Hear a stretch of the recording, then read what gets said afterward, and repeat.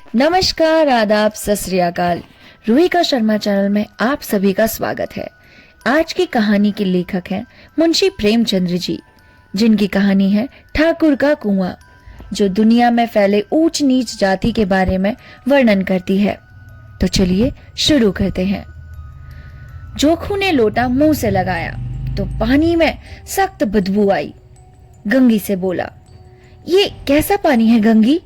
मारे बास के पिया नहीं जाता, गला सूखा जा रहा है और तू सड़ा पानी पिलाई देती है। गंगी प्रतिदिन शाम पानी भर लिया करती थी। कुआं दूर था, बार बार जाना मुश्किल था। कल वह पानी लाई तो उसमें बू बिल्कुल भी ना थी। आज पानी में बदबू कैसी? लोटा नाक से लगाया तो सचमुच बदबू आई। जरूर कोई जानवर कुएं में गिरकर मर गया होगा, मगर दूसरा पानी कहां से आएगा, वो भी इस समय? ठाकुर के कुएं पर चढ़ने कौन देगा? दूर से लोग डांट बताएंगे। साहू का कुआं गांव के उस सिरे पर है, परंतु वहां पानी कौन ही इन्हें भरने देगा, और कोई तीसरा गांव में है ही नहीं। जोखू कई दिन से बीमार है। कुछ देर तक तो प्यास रोके चुप खड़ा रहा, फिर बोला, अब तुम्हारे प्यास के रहा नहीं जाता गंगी। ला, थोड़ा पानी नाक बंद करके पी ही लेता हूं। गंगी ने पानी ना दिया। खराब पानी से बीमारी बढ़ जाएगी, इतना जानती जरूर थी, परंतु यह नहीं जानती थी कि पानी को उबाल लेने से उसकी खराबी दूर हो जाती है। बोली, अरे ये पानी कैसे पियोगे? ना जाने कौन सा जानवर मरा है, कुएं में से दूसरा पानी लाए देती हूं। जोखू ने आश्चर्य से कहा, पानी कहां से लावेगी? किधर से लावेगी पानी? ठाकुर और साहू के 2 कुत्ते हैं, क्या एक लोटा पानी न भरने देंगे? हाथ पांव तुड़वा आएगी और कुछ ना होगा। बैठ चुपके से, ब्रह्म देवता आशीर्वाद देंगे, ठाकुर लाठी मारेंगे, साहू जी 1 के 5 रुपये ले लेंगे। अरे गरीबों का दर्द कौन समझता है? हम तो मर भी जाते हैं तो कोई द्वार पर झांकने नहीं आता। कंधा देना तो बड़ी बात है, और तू सोचे ऐसे लोग कुएं से पानी भरने देंगे? इन शब्दों में कड़वा सत्य था। गंगी क्या जवाब देती, परंतु उसने वह बदबूदार पानी पीने को दिया नहीं। रात के 9 बज गए थे। थके मांदे मजदूर तो सो चुके थे। ठाकुर के दरवाजे पर 10-5 बेफिक्रे जमा थे। मैदानी बहादुरी का तो अब जमाना ना रहा, ना ही मौका। कानूनी बहादुरी तो बातों की हो रही है। कितनी होशियारी से ठाकुर ने थानेदार को एक खास मुकदमे में रिश्वत दी और साफ निकल गए, किसी को पता भी नहीं चला। कितनी अक्लमंदी से एक मार्के के मुकदमे की नकल ले आए। नाजिर और मोहम्मतिम सभी कहते थे, अरे नकल नहीं मिल सकती। कोई 50 मांगता, कोई 100 रुपया मांगता। यहां बेपैसे कौड़ी नकल उड़ा दी।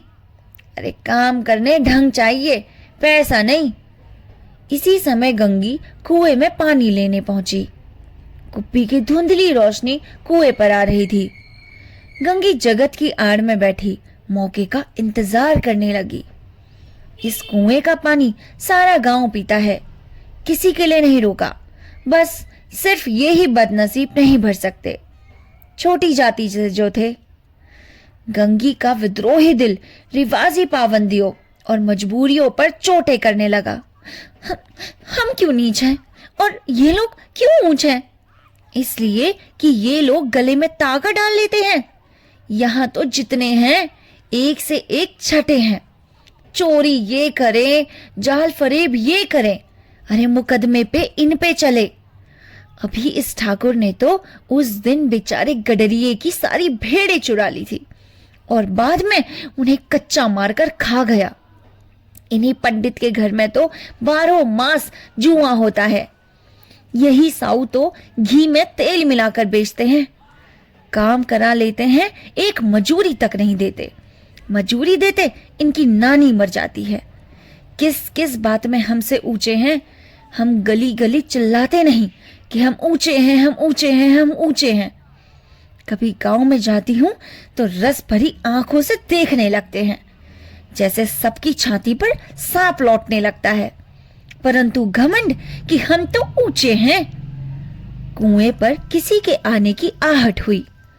गंगी की छाती धक धक करने लगी।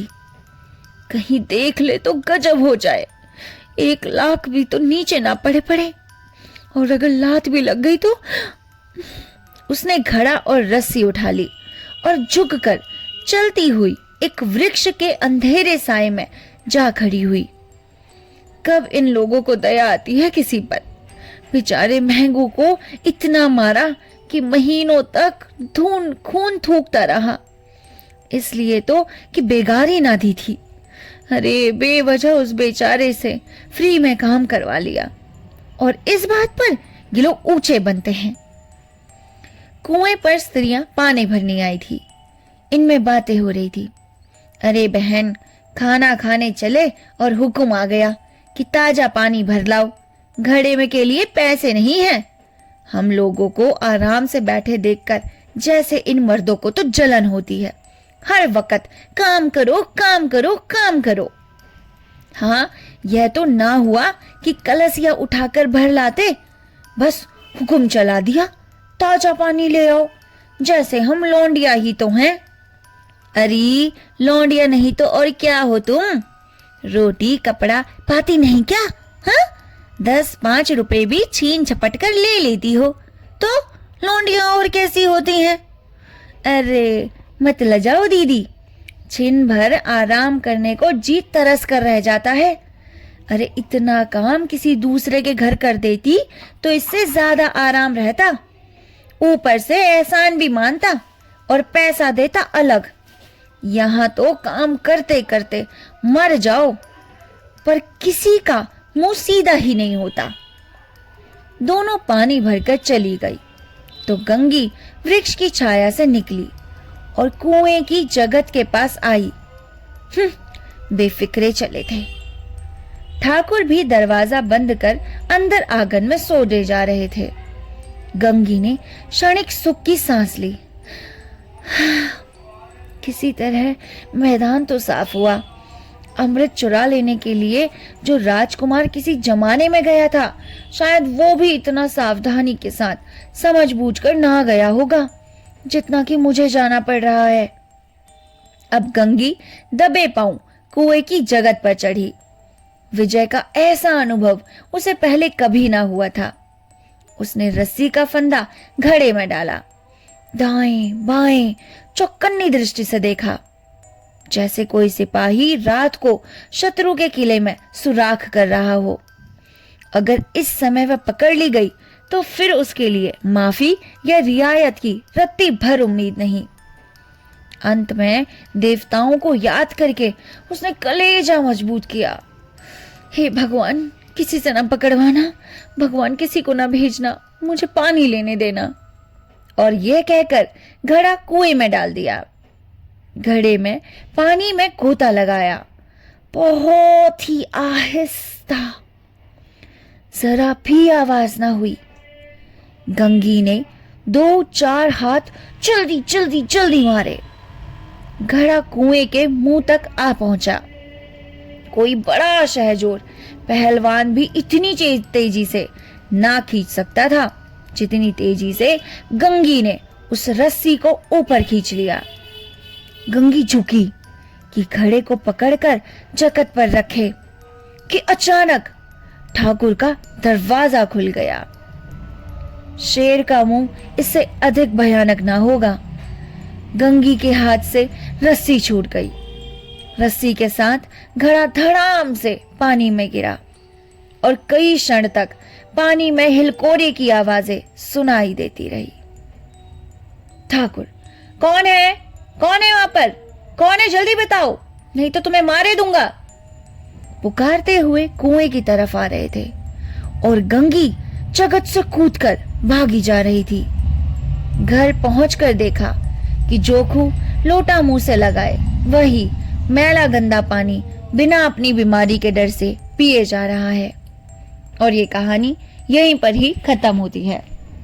आपको ये कहानी कैसी लगी हमें लिखकर जरूर बताएं। इस कहानी के माध्यम से प्रेमचंद्र जी ये बताना चाह रहे हैं कि कैसे उस समय ऊंच नीच जाति का बड़बोला था। सभी लोग अपनी जातियों का घमंड करते थे और बेचारी शूद्र जाति जिसे कि सबसे नीच माना जाता था, उसके ऊपर किस प्रकार से दुर्व्यवहार हो रहा है। उनके पास एक पीने का पानी भी नहीं है, जबकि पानी पर किसी का अधिकार भी नहीं। सभी के लिए धरती माता ने उसे पूर्ण पर्याप्त करवाया है। ये कहानी आपको कैसी लगी हमें जरूर बताइएगा। मिलते हैं आपसे नेक्स्ट कहानी के साथ। तब तक के लिए नमस्कार, अपना ख्याल रखिएगा।